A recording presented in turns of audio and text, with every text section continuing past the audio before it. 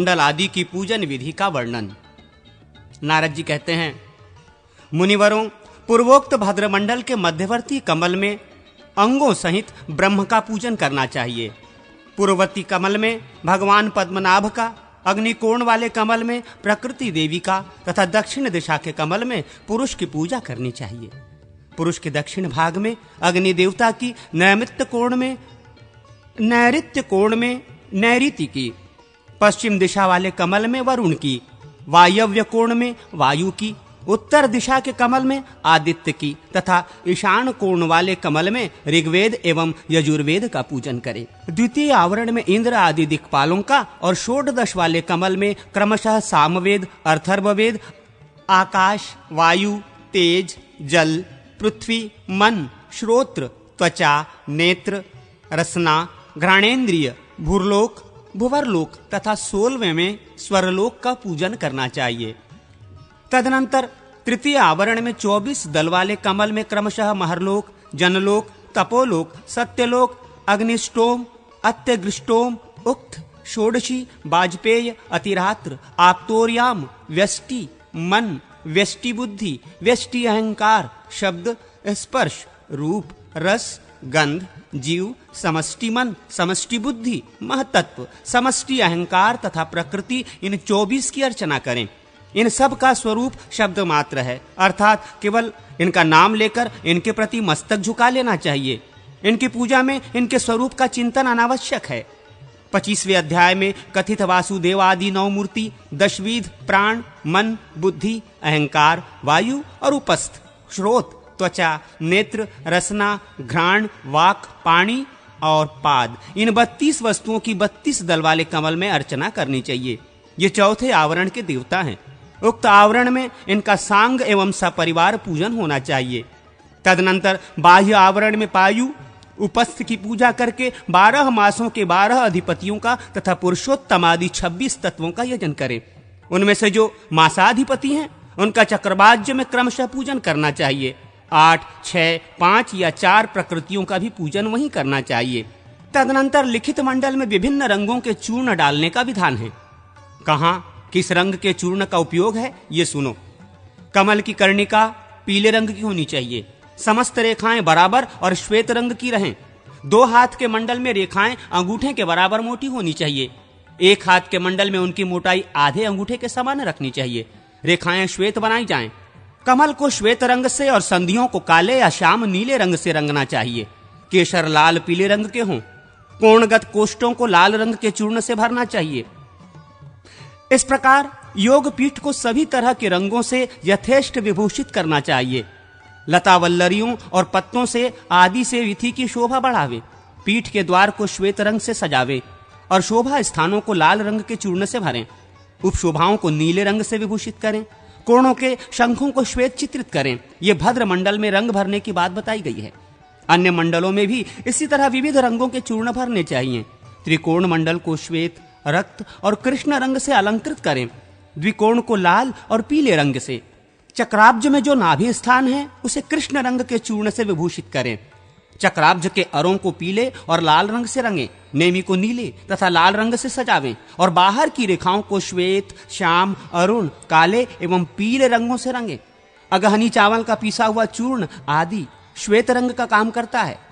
कुसुम्भ आदि का चूर्ण लाल रंग की पूर्ति करता है। पीला रंग हल्दी के चूर्ण से तैयार होता है। जले हुए चावल के चूर्ण से काले रंग की आवश्यकता पूर्ण होती है।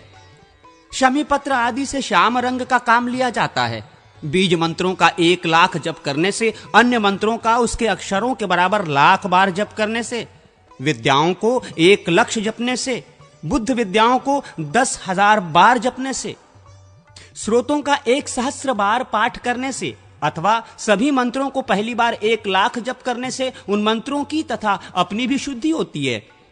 दूसरी बार 1 लाख जपने से मंत्र क्षेत्रीकृत हो जाता है। बीज मंत्रों का पहले जितना जप किया गया हो उतना ही उनके लिए होम का भी विधान है। अन्य मंत्र आदि के होम की संख्या पूर्ण जप के दशांश के तुल्य बताई गई है।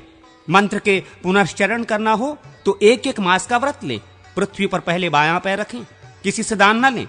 इस प्रकार दुगुना और तिगुना जप करने से ही मध्यम और उत्तम श्रेणी की सिद्धियां प्राप्त होती हैं। अब मैं मंत्र का ध्यान बताता हूं।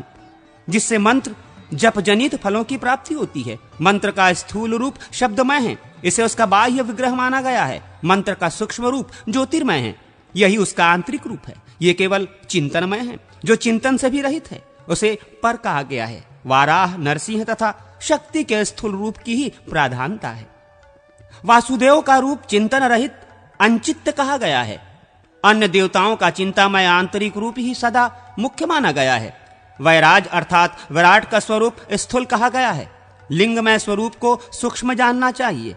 ईश्वर का जो स्वरूप बताया गया है वह चिंता रहित है। बीज मंत्र हृदय कमल में निवास करने वाला अविनाशी, चिन्मय, ज्योति स्वरूप और जीवात्मक है। उसकी आकृति कदम्ब पुष्प के समान है। इस तरह ध्यान करना चाहिए। जैसे घड़े के भीतर रखे हुए दीपक की प्रभा का प्रसार अवरुद्ध हो जाता है, वो सन्हत भाव से अकेला ही स्थित रह जाता है, उसी प्रकार मंत्रेश्वर हृदय में विराजमान है। जैसे अनेक छिद्र वाले कलश में जितने छेद होते हैं, उतनी भी दीपक की प्रभा की किरणें बाहर की ओर फैलती हैं। इसी तरह नाड़ियों द्वारा ज्योतिर्मय बीज मंत्र की रश्मियां आत्माओं को प्रकाशित करती हुई देवदेह को अपनाकर स्थित है। नाड़ियां हृदय से प्रस्थित हो नेत्रेंद्रियों तक चली गई हैं। उनमें से 2 नाड़ियां अग्निशोत्मात्मक है, जो नासिकाओं के अग्रभाग में स्थित है। मंत्र का साधक सम्यक उदात्त योग से शरीर व्यापी प्राणवायु को जीतकर जप और ध्यान में तत्पर रहे तो वो मंत्र जनित फल का भागी होता है। पंचभूत तन्मात्राओं की शुद्धि करके योगाभ्यास करने वाला साधक यदि सकाम हो तो अणिमा नामक सिद्धियों को पाता है, और यदि विरक्त हो तो उन सिद्धियों को लांघकर चिन्मय स्वरूप से स्थित हो भूत मात्र से तथा इंद्रिय रूप ग्रह से सर्वथा मुक्त हो जाता है। अपामार्जन विधान एवं कुशामार्जन विधान स्रोत का वर्णन। अग्निदेव कहते हैं, मुने, अब मैं अपनी तथा दूसरों की रक्षा का उपाय बताऊंगा। उसका नाम है मार्जन या अपामार्जन। ये वो रक्षा है जिसके द्वारा मानव दुख से छूट जाता है और सुख को प्राप्त कर लेता है। उन सच्चिदानंदमय परमार्थ स्वरूप सर्वांतर्यामी महात्मा निराकार तथा सहस्रों आधारधारी व्यापक परमात्मा को मेरा नमस्कार है, जो समस्त कलमशों से रहित परम शुद्ध तथा नित्य ध्यान योग रत है। उसे नमस्कार करके मैं प्रस्तुत रक्षा के विषय में कहूंगा, जिससे मेरी वाणी सत्य हो। महामुने, मैं भगवान वाराह, नरसिंह तथा वामन को भी नमस्कार करके रक्षा के विषय में जो कुछ कहूंगा, मेरा वो कथन सिद्ध सफल हो। मैं भगवान त्रिविक्रम त्रिलोकी को 3 पगों से नापने वाले विराट स्वरूप श्री राम, वैकुंठ, नारायण तथा नर को भी नमस्कार करके जो कहूंगा, वो मेरा वचन सत्य सिद्ध हो। भगवान वराह, नरसिंहेश्वर, वामनेश्वर, त्रिविक्रम, हयग्रीवेश, सर्वेश तथा ऋषिकेश, मेरा सारा अशुभ हर लीजिए। किसी से भी पराजित न होने वाले परमेश्वर अपने अखंडित प्रभावशाली चक्र आदि 4 आयुधों से समस्त दुष्टों का संहार कर डालिए। प्रभो, आप अमूक रोगी या प्रार्थी के संपूर्ण पापों को हर लीजिए और उसके लिए पूर्णतया कुशल क्षेम का संपादन कीजिए। दोष युक्त यज्ञ का पाप के फल स्वरूप जो मृत्यु, बंधन, रोग, पीड़ा या भय आदि प्राप्त होते हैं, उन सबको मिटा दीजिए। दूसरों के अनिष्ट चिंतन में संलग्न लोगों द्वारा जो आभिचारिक कर्म का, विष मिश्रित अन्न पान का या महारोग का प्रयोग किया गया है, उन सबको जराजीर्ण कर डालिए, नष्ट कर दीजिए। भगवान वासुदेव को नमस्कार है, खड्गधारी श्री कृष्ण को नमस्कार है, आदित्य चक्रधारी कमल नयन केशव को नमस्कार है। कमल पुष्प के केसरों की भांति पीत निर्मल वस्त्र धारण करने वाले भगवान पीतांबर को प्रणाम है, जो महासमर में शत्रुओं के कंधों से धृष्ट होता है। ऐसे चक्र के चालक भगवान चक्रपाणी को नमस्कार है। अपने दृष्टा पर उठाई हुई पृथ्वी को धारण करने वाले वेद विग्रह एवं शेष सव्यासाई महान यज्ञ वराह को नमस्कार है। दिव्य सिंह, आपके केशांत प्रतप्त सुवर्ण के समान कांतिमान हैं, नेत्र प्रज्वलित पावक के समान तेजस्वी हैं तथा आपके नखों का स्पर्श वज्र से भी अधिक तीक्ष्ण है। आपको नमस्कार है। अत्यंत लघुकाय तथा ऋगु, यजु और साम तीनों वेदों से विभूषित आप कश्यप कुमार वामन को नमस्कार है। फिर विराट रूप से पृथ्वी को लांघ जाने वाले आप त्रिविक्रम को नमस्कार है। वराह रूपधारी नारायण समस्त पापों के फल रूप से प्राप्त संपूर्ण दुष्ट रोगों को कुचल दीजिए। बड़े बड़े दाढ़ों वाले महावराह पाप जनित फल को मसल डालिए, नष्ट कर दीजिए। विकटानन नरसिंह, आपका दंत प्रांत अग्नि के समान जाज्वल्यमान है। आरती नाशन, आक्रमणकारी दुष्टों को देखिए और अपनी दहाड़ से उन सब का नाश कीजिए, नाश कीजिए। वामन रूपधारी जनार्दन, ऋक्, यजुः एवं सामवेद के गूढ़ तत्वों से भरी वाणी द्वारा इस आर्त जन के समस्त दुखों का शमन कीजिए। गोविंद, इसके त्रिदोष जज, सन्निपात तज, आगंतुक, एकाहिक, द्विकाहिक, त्राहिक तथा अत्यंत उग्र चातुर्थिक ज्वर को, एक सतत बने रहने वाले ज्वर को भी शीघ्र शांत कर दीजिए। इसकी वेदना को मिटा दीजिए, मिटा दीजिए। इस दुखिया के नेत्र रोग, शिरोरोग, उदर रोग, श्वासावरोध, अतिश्वास दमा, परिताप, कंपन, गुदरोग, नासिका रोग, पाद रोग, कुष्ठ रोग, क्षय रोग, कामला आदि रोग, अत्यंत दारुण प्रमेह, भगंदर, अतिसार, मुखरोज, वलगुल्ली, अश्मरी पत्थरी, मृच्छकृच्छ तथा अन्य महाभयंकर रोगों को भी दूर कीजिए। भगवान वासुदेव के संकीर्तन मात्र से जो भी वातज, पित्तज, कफज, सन्निपातज, आगंतुक तथा लूता, मकरी, विस्फोट, फोड़े आदि रोग हैं, वे सभी अपमार्जित होकर शांत हो जाएं। वे सभी भगवान विष्णु के नाम उच्चारण के प्रभाव से विलुप्त हो जाएं। वे समस्त रोग श्रीहरि के चक्र से प्रतिहित होकर क्षय को प्राप्त हों। अच्युत, अनंत एवं गोविंद, इन नामों के उच्चारण रूप औषध से संपूर्ण रोग नष्ट हो जाते हैं। ये मैं सत्य सत्य कहता हूं। स्थावर जंगम कृत्रिम, दंत्रोदूत, नक्कोद्रूत, आकाशोद्रूत तथा लुतादि से उत्पन्न एवं अन्य जो भी दुखप्रद विष हों, भगवान वासुदेव का संकीर्तन, उनका प्रशमन करें। बाल रूपधारी श्रीहरि श्री कृष्ण के चरित्र का कीर्तन ग्रह, पेत ग्रह, डाकिनी ग्रह, वेताल, पिशाच, गंधर्व, यक्ष, राक्षस, शकुनी, पुतना आदि ग्रह, विनायक ग्रह, मुखमंडिका, क्रूर रेवती, वृद्ध रेवती, वृद्धि का नाम से प्रसिद्ध उग्र ग्रह एवं मात्र ग्रह, इन सभी बाल ग्रहों का नाश करें।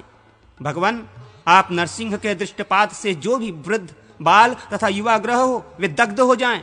जिनका मुख सटा समूह से विकराल प्रतीत होता है, वे लोक हितैषी महाबलवान भगवान नरसिंह समस्त बाल ग्रहों को निशेष कर दें। महासिंह नरसिंह, ज्वालामालाओं से आपका मुखमंडल उज्जवल हो रहा है। अग्निलोचन सर्वेश्वर, समस्त ग्रहों का भक्षण कीजिए, भक्षण कीजिए, भक्षण कीजिए। वासुदेव, आप सर्वात्मा परमेश्वर जनार्दन हैं। इस व्यक्ति के जो भी रोग, महान उत्पात, विष, महाग्रह, क्रूर भूत, दारुण ग्रह पीड़ा तथा ज्वाला, गर्दभक आदि शस्त्र शत जनित दोष हो, उन सब का कोई भी रूप धारण करके नाश करें। देवश्रेष्ठ चित्त, ज्वालामालाओं से अत्यंत भीषण सुदर्शन चक्र को प्रेरित करके समस्त दुष्ट रोगों का शमन कीजिए। महाभयंकर सुदर्शन, तुम प्रचंड ज्वालाओं से सुशोभित और महान शब्द करने वाले हो, अतः संपूर्ण दुष्ट राक्षसों का संहार करो। वे तुम्हारे प्रभाव से क्षय को प्राप्त हों। पूर्व, पश्चिम, उत्तर और दक्षिण दिशा में सर्वात्मा नरसिंह अपनी गर्जना से रक्षा करें। स्वर्गलोक में, भूलोक में, अंतरिक्ष में तथा आगे पीछे अनेक रूपधारी भगवान जनार्दन रक्षा करें। देवता, असुर और मनुष्यों सहित यह संपूर्ण जगत भगवान विष्णु का ही स्वरूप है। इस सत्य के प्रभाव से इसके दुष्ट रोग शांत हों। श्री विष्णु के स्मरण मात्र से पाप समूह तत्काल नष्ट हो जाते हैं। इस सत्य के प्रभाव से इसके समस्त दूषित रोग शांत हो जाएं। यज्ञेश्वर विष्णु देवताओं द्वारा प्रशंसित होते हैं। इस सत्य के प्रभाव से मेरा कथन सत्य हो, शांति हो, मंगल हो, इसका दुष्ट रोग शांत हो। मैंने भगवान वासुदेव के शरीर से प्रादुर्भूत कुशों से इसके रोगों को नष्ट किया है। नर नारायण और गोविंद, इसका आपामार्जन करें। श्रीहरि के वचन से इसके संपूर्ण दुखों का शमन हो जाए। समस्त रोगादि के निवारण के लिए अपमार्जन स्रोत प्रशस्त हैं। मैं श्रीहरि हूं, कुशा विष्णु हैं। मैंने तुम्हारे रोगों का नाश कर दिया है। निर्वाण आदि दीक्षा की सिद्धि के उपदेश से संपादनीय संस्कारों का वर्णन। अग्निदेव कहते हैं, ब्रह्मन, बुद्धिमान पुरुष निर्वाणादि दीक्षाओं में 48 संस्कार करावें। उन संस्कारों का वर्णन सुनिए, जिससे मनुष्य देवतुल्य हो जाता है। सर्वप्रथम योनि में गर्भाधान, तदनंतर पुंसवन संस्कार करें। फिर सीमांतोन्नयन, जात कर्म, नामकरण, अन्नप्राशन, चूड़ाकर्म, 4 ब्रह्मचर्य व्रत, वैष्णवी, पार्थी, भौतिकी और श्रोतिकी, गोदान, समावर्तन, 7 पाक यज्ञ, अष्टका, अनवष्टका, पार्षण श्राद्ध, श्रावणी, आग्रायणी, चैत्री एवं आयुष्य जी। 7 हरवी यज्ञ, आधान, अग्निहोत्र, दर्श, पार्णमास, चातुर्मास्य, पशुबंध तथा सौत्रामणि। 7 सोम संस्थाएं, यज्ञ श्रेष्ठ, अग्निष्ट होम, अत्यगिष्ट होम, उकत्थ, षोडशी, वाजपेय, अतिरात्र एवं आप्तोर्याम। सहश्रेष यज्ञ, हिरण्याग्रि, हिरण्याक्ष, हिरण्यमित्र, हिरण्यपाणी, हेमाक्ष, हेमांग, हेमसूत्र, हिरण्यास्य, हिरण्याङ्ग, हेमजिह्व, हिरण्यवान और सब यज्ञों का स्वामी अश्वमेघ यज्ञ तथा 8 गुण, सर्वभूत दया, क्षमा, आर्जव, शौच, अनायास, मंगल, अकृपणता और अस्पृहा, ये संस्कार करें। इष्ट देव के मूल मंत्र से 100 आहुतियां दें। सौर, शाक्त, वैष्णव तथा शैव सभी दिशाओं में ये समान माने गए हैं। इस संस्कारों से संस्कृत होकर मनुष्य भोग मोक्ष को प्राप्त करता है। वो संपूर्ण रोगादि से मुक्त होकर देववत हो जाता है। मनुष्य अपने इष्ट देवता के जप, होम, पूजन तथा ध्यान से इच्छित वस्तु को प्राप्त करता है।